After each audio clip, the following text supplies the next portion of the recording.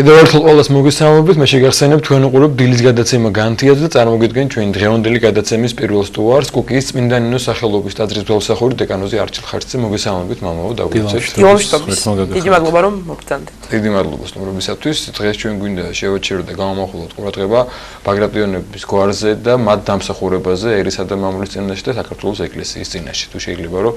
თქვენ აი ამ თემაზე გვესაუბროთ. კიდევ ერთხელ მოგესალმებით და მივესალმებით თქვენ მაყურებელს, მშვიდობიან დილას უსურვებს სრულიად საქართველოს და ვიტყვი მხოლოდ პირველ რიგში იმას, რომ სამწუხაროდ დღეისათვის იმ ნებისმიერი შეფასებით საკმაოდ მძიმე წლების თუ საუკუნეების მერე, რომელიც ჩვენმა ერმა გაიარა, ხშირად მართლა თურაშაულის პატრონები ტყეში პანტისაძებნელად დავდივართ ხოლმე. და გვავიწყდება რისი პატრონები ვართ და ბაგრატიონები, როგორც ასეთი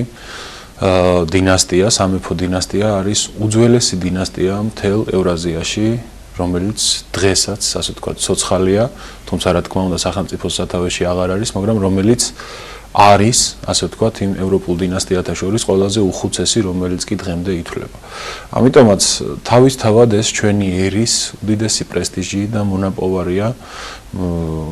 მაშინ, როდესაც უამრავი ევროპული ქვეყანა, რომელსაც შეიძლება იმდენად აქვს აწყობილი ყველაფერი, რომ საერთოდ აღარ ჭირდებოდეს ვიღაც მონარქის, ასე ვთქვათ, პერსონა ან ინსტიტუტი,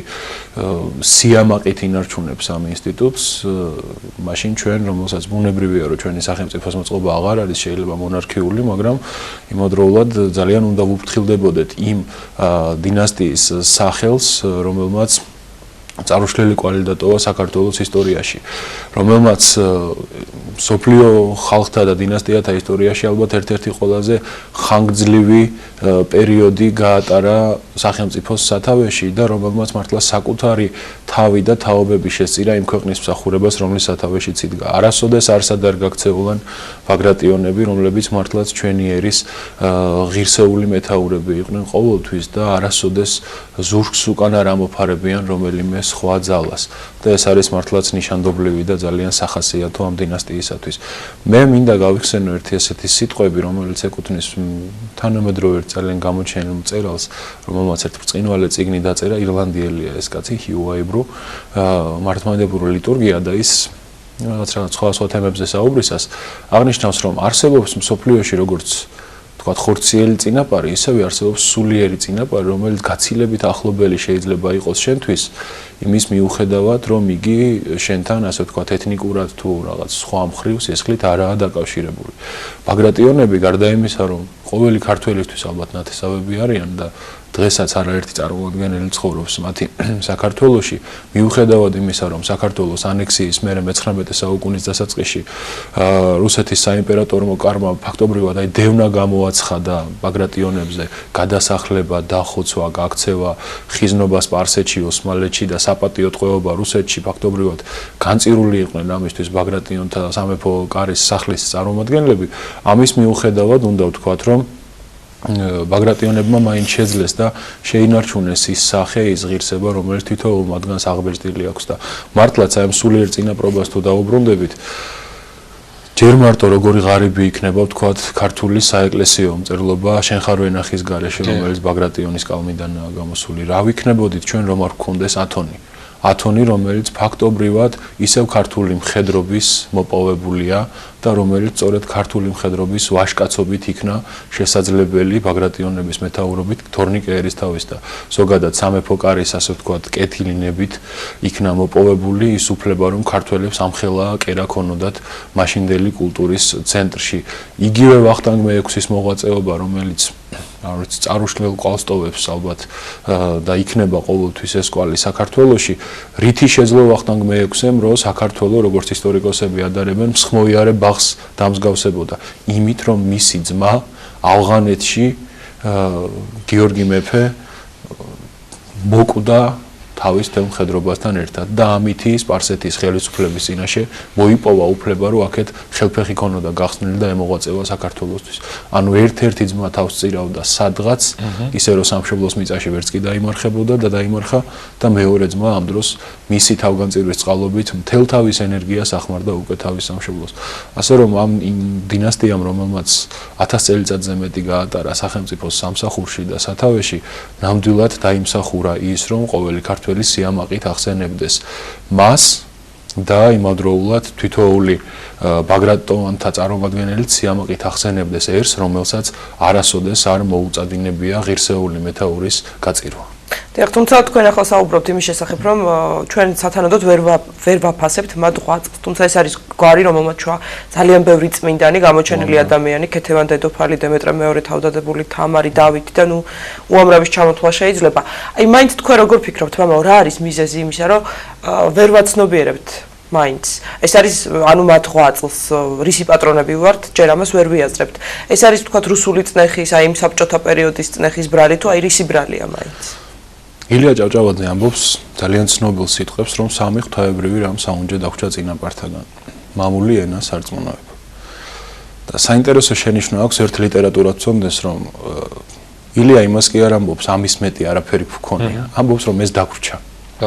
მამული ენა და სარწმუნოება და თუ ესეც დავკარგეთ, რა კაცები ვიქნებით და ამასაც თუ ვერ უპატრონებთ. ანუ ეს არის რაღაცა მინიმუმი, რომლის იქით წასვლაც უკვე არაფრით არ შეიძლება, მაგრამ ეს არ ნიშნავს, რომ ჩვენ ამის გარდა არაფერი გქონია და ქონდა ქართველებს თვითმყოფადი მხატვრობაც,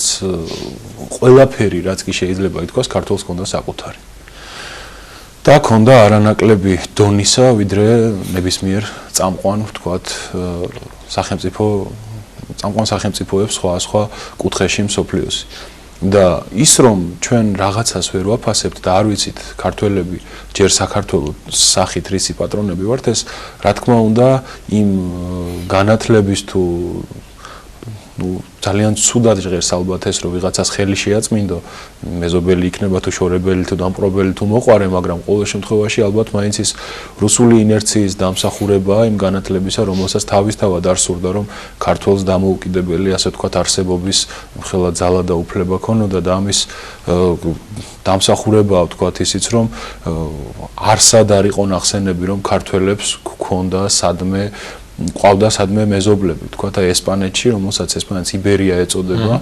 ხო, არსად არ ჭაჭანებდა ქართულ სახელმძღვანელოებში, საბჭოთა სახელმძღვანელოებში, სხვაგან არსებობს რომელიღაცა იბერია, რომელსაც ასევე რაღაც სხვა პრეტენზიები და არ უნდა გონებოდა ქართულს, რომ სადმე ნათესავი შეიძლება ყავდეს, სადმე მოკეთე შეიძლება ყავდეს, სადმე ვიღაცა შეიძლება ყავდეს დამხმარე გარდა ერთისა. ეს ერთი ღმერთმა კარგად ამყოფოს, მაგრამ ვიცით ვინც არის. ცოტა ისეთია და ის წმინდანებიც კი ჩვენ მოგვისმენია შეიძლება ძალიან გაკილვით ნათქვამი, რომ ვაიმერს, რომელიც საკუთარ ახალგაზრდა მეფეს გაიმეტებს, თქვა დემეტრე მეორე თავდადებულთან დაკავშირებით და ასე შემდეგ, მაგრამ ყოველ შემთხვევაში ჩვენ ალბათ ცოტა მეტად რეალისტები უნდა ვიყოთ და უნდა ვეცადოთ ნებისმიერი მოვლენის შეფასებისას ვიყოთ შედარებით ნეიტრალურნი, რომ იგივე ქეთევან დედოფალი ეს არის უღირსეულესი პიროვნება, უბრწყინვალესი პიროვნება და ადამიანი, რომლის ღვაწლმაც ალბათ და აღსასრულმაც გაცილებით უფრო მეტი ძალა მისცა საქართველოს და ქართველობას იმ ეტაპზე, ვიდრე ალბათ ერთი 10 პოლკი ტანკებით შეიარაღებული დამხმარე ძალა მისცემდა მაშინდელ სახელმწიფოს და ამიტომაც ბაგრატიონები და ერი და ყველა არ უნდა დავაცალცალკეოთ და არ უნდა წარმოვიდგინოთ თითქოს რაღაცა არსებობს და შეიძლება არსებობდეს ცალკე კონტექსტიდან ამოგლეჯილად. ილია ჭავჭავაძეც ამბობდა, რომ ისე რომ წავიკითხოთ ქართლის ცხოვრება, ვიფიქრებთ, რომ მარტო მეფეების და მთავრების ისტორია, აი ხალხი არ ჩანს, მაგრამ რეალურად ეს ხალხია შემოქმედი ამ ყველაფრისა, ის იოთამ ზედგინიძემ გადაარჩინა მეფე, რომელმაც შეძლო შემდგომში და რაღაცა იმ მოღვაწევა ის აიეტი და ფარტაზი, რომლებიც შეიძლება ბაგრატიონებს არ დაემთხნენ მაშინ, მაგრამ ისინი იყვნენ სწორედ გუბაზ მეფის მკვლელობის მერე იმ ხალხის წარმომადგენლები, რომლებმაც ზოგადი გენზი განსაზღვრეს მაინც შემდგომი, ვთქვათ, სვლისა სახელმწიფოსთვის და ის ვახტანგ გორგასალი იყო ის მეფე, რომელმაც საშვილიშვილოდ დაუბარა თავის შთამომავლებს, რომ ეძიებდეთ სიკვდილს ქრისტესთვის და მეორეს მხრივ ყოველთვის თვალი გქონდეთ ევროპისკენ ამ შემთხვევაში. კი, ესეთი გამოთქმა არსებობს ჩემს სფეროში, მეფეს ხალხი თამაშობს, მაგრამ თუ გადმოვიტანთ რეალობაში, იქ ბუნებრივი თამაში ესეც არის. კი, რა თქმა უნდა, მეფე მთავარია, მაგრამ გარემოცო თუ არ არსებობს, იმით ხალხის ნება თუ არ არსებობს, შეუძლებელია, ხო? ამიტომ ძალიან ბევრი თავდადება ვიცით ესეთი ჩვენი წინაპრების წინაშე. საერთოდ ჩვევია ჩვენ რატომღაც ეს ძალიან ცუდია, რომ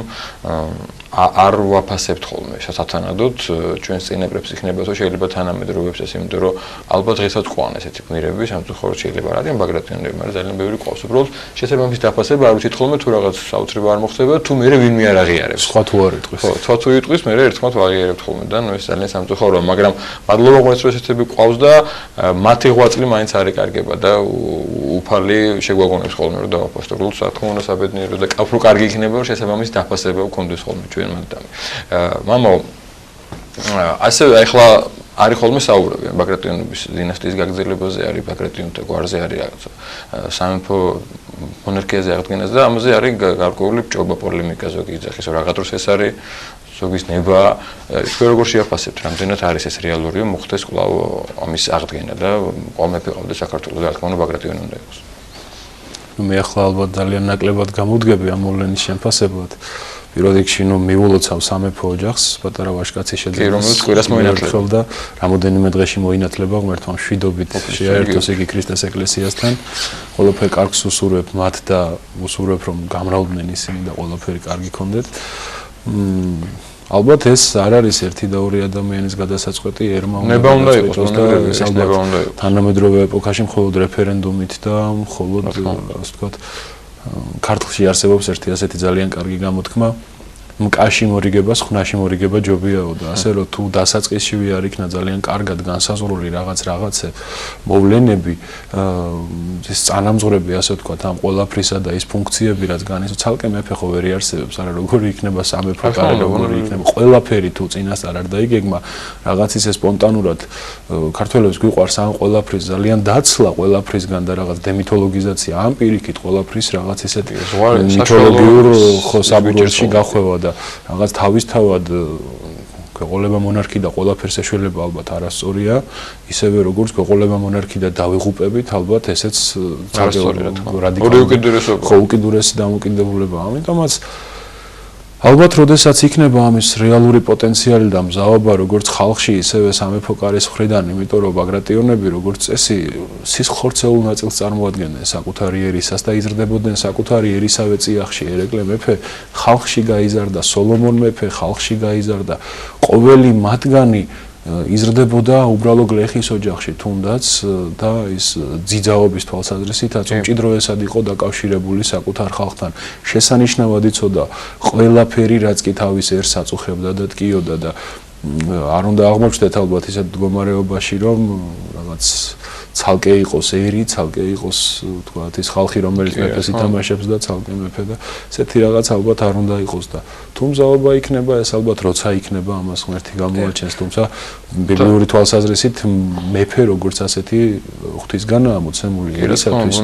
ოღონდ იმ ერისათვის რომელიც მას ითხოვს და არა თავს მოხვეულს და როცა აღდგენას საუბრობთ რაც თავარი რა ჩვენ გვახსოვს ჩვენ დიდი მეფეებისგან ძალიან ხშირი კონტაქტი გქონდათ ეკლესიასთან ყავდათ მოძღვრები და ეს ერთ-ერთი გარდა იმ ოჯახისაც იზრდებოდა აუცილებლად ყავდა მას მოძღვარი ხო იგივე გიორგი ჭყონდიდელი და სხვადასხვა და ეს ძალიან მნიშვნელოვანი იყო და ჩვენ ვიცით რა გაკეთებული ქართულ მეფეებს როგორც ერისთანაში ისე ეკლესიის წინაშე სწორედ ამ თემაზე საუბრობთ დღეს მამო ასეთი ვერსია არსებობს რომ ბაგრატიონები არიან დავით წინასწარმეტყველის შთამომავლები და ამიტომაც ენათესავებიან დედა ღვთისმშობელს აი თქვენ რა სიტყვით ამ ვერსიაზე ეს ვერსია რა თქმა უნდა არ არსებობს ერთი და ორი დღეა საუკუნეებს ეკლის უკვე ეს აზრი და ზოგადად ეს ბიბლიური წარმომავლობის შესახებ და ბიბლიურ პერსონაჟებთან დაკავშირება ამა თუ იმ დინასტიისა თუ სამეფო სახლისა ეს არის უძველესი წესი ფაქტობრივად ყველა ქვეყანაში, როდესაც რომელიღაც გამორჩეულ და განსაკუთრებულ პიროვნებას უკავშირდებიან ხოლმე ამა თუ იმ დინასტიის წარმომადგენლები და ძალიან ხშირად მერე ახდენენ ამითი საკუთარი სტატუსის, ასე ვთქვათ, საღვთო წარმომავლობის ლეგიტიმაციას. ბაგრატიონები ქართველები არიან თავით თუ ბოლოთი მაგრამ ის რომ საქართველოსთან ისრაელს ყოველთვის უმჭიდროესი კავშირი ჰქონდა, ესეც ცნობილია. მე ვთვლი რომ რაკიღა ვართ ღვთისმშობლის წილხვედრიერი რაკიღა კეთილინება მაცხოვარმა და საქართველოს ტერიტორიაზე და ქართულ სახელმწიფოს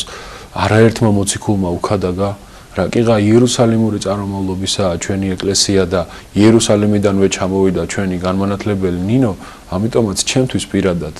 დავით მეფე ფსალმუნე და მე შურდული, რომლის შურდულიც ყოველთვის იყო ბაგრატიონთა გერბზე გამოსახული და მათი თვით აღქმა ყოველ შემთხვევაში ყოველთვის იყო უმჭიდროესად დაკავშირებული იმ წმინდა ისტორიასთან, რომლის კეთილგანგებითაც უფალმა ინება, რომ ისრაელი ჰეგემონი სახელმწიფო გამხდარიყო თავის ეპოქაში, თავის რეგიონში, ამ თვალსაზრისით ჩემთვის ბაგრატიონები და დავით მეფე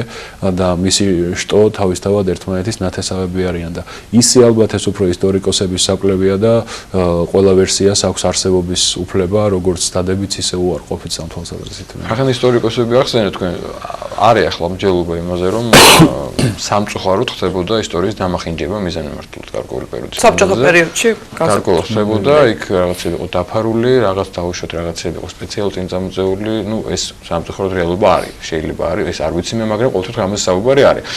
ერთგვარად თუ გადავხედავთ ისტორიას, ნამდვილად არის, რომ მხოლოდ ყველაფერი კარგია ნახსენები და შეიძლება ყოფილიყო რაღაც მომხდარიყო, რაც რეალობა იყო, ისტორია იყო, მაგრამ ისტორიის ფუნქცია ისაა, რომ კარგი თქვა, ცოდი თქვა, თუ რა ხდება ესეა. რამდენად ემხრობი თქვენ ამ ვერსიას და როგორ შეფასებთ ამ ფაქტს და არის და ძალიან კარგია, რომ ახლა გასტა იდეა, რომ თუ ესე იყო, ახლიდან დაიწეროს არაბულად, მაგრამ რაღაც შეფასება გადაფასება მოხდეს და რეალური ისტორია დაიწეროს. საპატრიარქოში შეიქმნას კომისია ზუსტად მეუგანალიას უწმინდესობის ხელმძღვანელობით, რომელიც ადგენს ჭეშმარიტ საკურთხევით და ასე ვთქვათ, ყველა გონიერი ადამიანის თანადგომით, რა თქმა უნდა მოხდეს იმ ისტორიის დაწერა, რომელიც არის ნამდვილი ისტორია. არ უნდა ვიფიქროთ ისე, რომ არიქა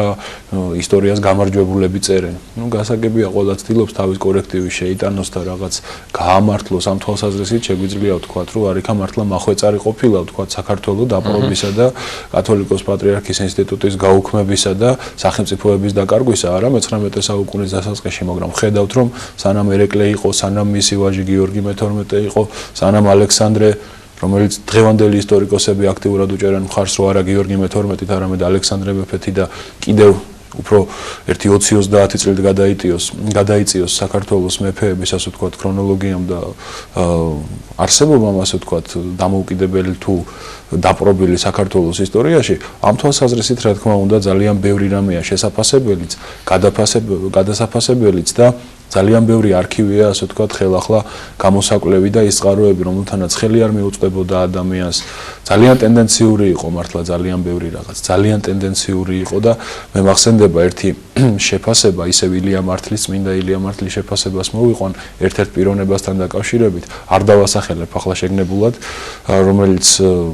სხვა შორის ძალიან განათლებული და გონიერი პიროვნება იყო, არ იყო ქართველი, რუსეთის სამსახურში მდგომი ესტონელი იყო, რომელიც აქებდა და ადიდებდა ქართველებს განუწყვეტლივ. აი, ადიდებდა და ცაში აყავდა, რომ თქვენ რო ისტორია გქონდათ, თქვენ რო ხალხი იყავით, თქვენ რო ახერხებდით, თქვენ რო მფარველობდით ნახევარ საქრისტიანოს, ის, მაგრამ ამითი აჩენდა მხოლოდ ერთ აზრს, იმდენად ისე დახვეწილად ქონდა შეფუთული ეს ყველაფერი. ყველაფერი, არა, როგორი პიარი იყო ეს, რა თქმა უნდა, იდეოლოგიური გათვლა იყო, რომ თქვენ ყველაფერი იყავით, ყველაფერი შეგეძლოთ, ყველაფერი გქონდათ. რა მაგრები იყავით, მაგრამ ახლა აღარაფერი აღარ ახართ. ახლა თქვენ უკვე აღარაფერი აღარ შეგიძლიათ. ახლა ვინც არის, იმის გვერდით უნდა იყოთ და მხოლოდ იმის, ასე ვთქვათ, დაკრუგზე უნდა იცეკვოთ. ამით შეურაცხყოფას არავის არ ვაყენებ, ეს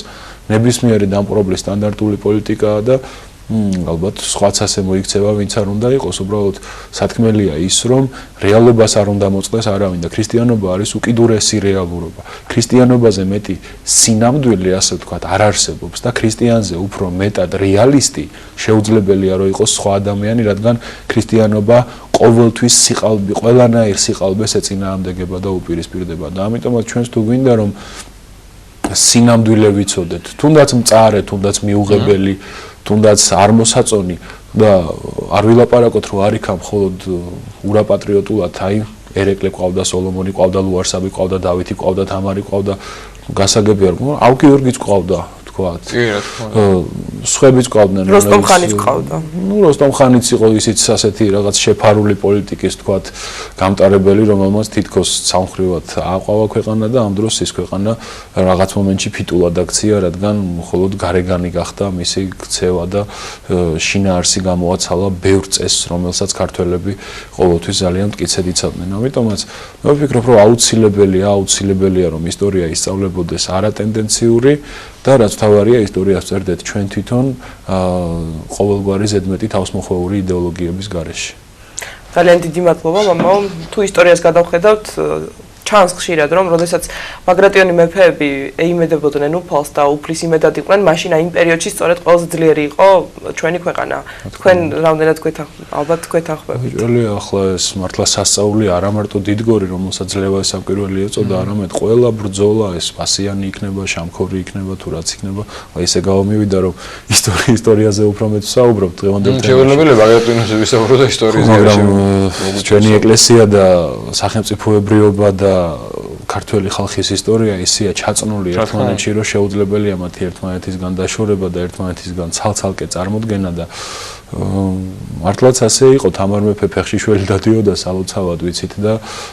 როდესაც სიწმინდეს ასე ვთქვათ იცავდა ერი, როდესაც ცდილობდა რომ არა გარეგანი ყოფილიყო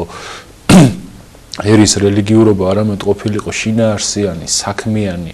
და მართლაც ყოველგვარი ჯერკვალი განეგდოთ, რაც ამ ცხოვრებაში არსებობდა, რომ მხოლოდ წმინდა და უზაკველი შეეწყნარებინათ, ყოველთვის სახელმწიფო იყო ღირსეული. შეიძლება არ ვიყავით ყოველთვის თქვათ ძალიან გამარჯვებულები, არ ვიყავით ყოველთვის სხვაზე უფრო ძლიერები, მაგრამ ყოველთვის ყველა მიცოდა დამპყრობელმა, შორებელმა თუ ახლობელმა, რომ აქ ცხოვრობენ ქართველები, ცხოვრობენ ღირსეული, თავმოყვარე, დამოუკიდებელი, მოქალაქეობრივი აზროვნების მქონე ადამიანები. ახლა და ვინც არ უნდა ილაპარაკოს, რომ ყოველთვის დაქსაქსულები ვიყავით,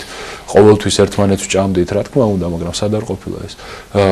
გვჭირდა შეიძლება ჩვენი პრობლემები, მაგრამ იმის თქმაც თამამად შეგვიძლია, რომ ძალიან შეკრულებიც ვიყავით და რომ არა ეს სახელმწიფოებრივი აზროვნება, რომ არა ეს თავდადება თვითოეული ქართველისა, როცა 9 ძმა ხერხეულიძე მათი და და დედა ერთ ომში იღუპება, რომ არა ესეთი განცდა სახელმწიფოსი, საკუთარი ქვეყნისა, საკუთარი მიწისა და დედაეკლესიისა შეუძლებელია, რომ წელიწადში 5-6 შემოსევა გადაეტანა ხალხს, ხელახლა აღედგინა, დაეთესა, აეშენებინა, ერთმანეთი გაეზარდა და ასე შემდეგ მე მახსენდება აი მე-20 საუკუნის დასაწყისში გურიაში მომხდარი ფაქტი ეს უკვე იქნა ჩვენი თანამედროვეობა ორი თაობის წინ ალბათ ამას მოესწრებოდნენ ადამიანები, როდესაც დამსჯელმა რაზმებმა მიწასთან გაასწორეს მთელი გურია და დაბუგეს იქაურობა, რასაც ქვია ვორონცოვ დაშკოვის რაზმებმა და გურულებმა გასცეს გენიალური პასუხი იქ ასე თქვა ჰუმანიტარული დახმარებით ჩასულ ევროპელებს, რომ ჩვენ თუ დავიხოცეთ თუ სახლი აღარა გვაქვს ავაშენეთ, სახნავი აღარა გვაქვს ჭაობებს დავაშრობთ, შვილები აღარა გვყავს, ერთმანეთი გვყავს გასაზრდელი, მშობელი აღარა გვყავს, ერთმანეთის პატრონები ჩვენ ვიქნებით. დაძმა აღარა გვყავს, ყველა ერთნი ვართ. აი ესეთი განცდა, უბრალოდ ჩვენ რაც არ შეგვიძლია ეს არის, რომ თქვათ სოფლიოს გავაგებინოთ რა მოხდა აქ სინამდვილეში. თუ კი ესეთი განცდა გვექნება ყველას და არა ისეთი, რომ ნუ ასეა თუ ისეა რომ აქ რა მინდა და სადაც კარგად ვიქნები იქაა ჩემი სამშობლო და ბულბულისა არ იყოს სადაც ვარც ვიპოვით იქაა ჩვენი ბაღდადი ხო ნუ ასეთი დამოკიდებულება თუ გვაქვს გასაგებია რომ ძალიან ძნელი იქნება წინსვლა და როცა თაობასთან მჭიდროდაა დაკავშირებული როცა სახელმწიფოებრივი აზროვნება ყოველ მოქალაქეს საერთოდ უსაქმური ადამიანის და ვთქვათ შრომის არამშრომელი ადამიანის პოზიციაა ხოლმე ხშირად როგორც წესი რადიკალური თორე ვისაც თვითონ უშრომია თვითონ ერთი ხე დაურგავს ისე ადვილად იმას ვერ გაიმეტებს და თვითონ იცის როგორია რაღაცის გაზრდა, რაღაცის აშენება და როგორია რაღაცის მოწესრიგება თუ მართვა მით უმეტეს ქართველებისა, რომლებიც ალბათ ყველაზე რთულად სამართავი ხალხია მსოფლიოში. დიდი მადლობა მარჩილს საინტერესო საუბრისათვის გვესაუბრებოდა კუკიის წმინდა ენოს სახელობის ტაძრის გულსახური დეკანოზი არჩილ ხატზე. ჩვენი საუბრის თემა იყო ბაგრატიონების ღვაწლი ერისა და ქართული ეკლესიის წინაშე. გრძელდება გადაცემა